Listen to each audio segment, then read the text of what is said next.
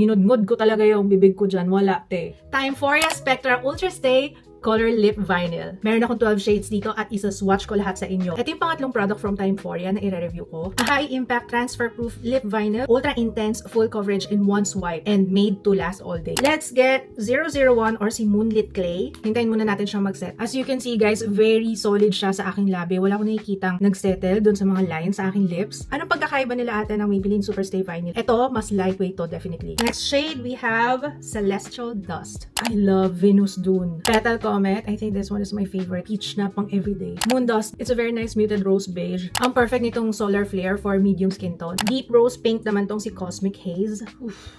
Next shade is Eclipse Berry. Ito naman, Berry Mauve. Cosmo Crush. Kung mahilig kayo sa red lipstick, this one is a true warm red. Solar Mist. Deep Wine Berry shade naman to. Crimson Mars. May pagka-warm brick siya. Inferno Kiss. Deep Burgundy Red to, guys. Kahit bugbog na yung labi ko, ang ganda pa rin ang lapat niya sa lips ko. Here are all the shades para makapamili kayo. Iba-ibang klaseng makeup remover na ginagamit ko. Ang hirap niya. Tingnan natin.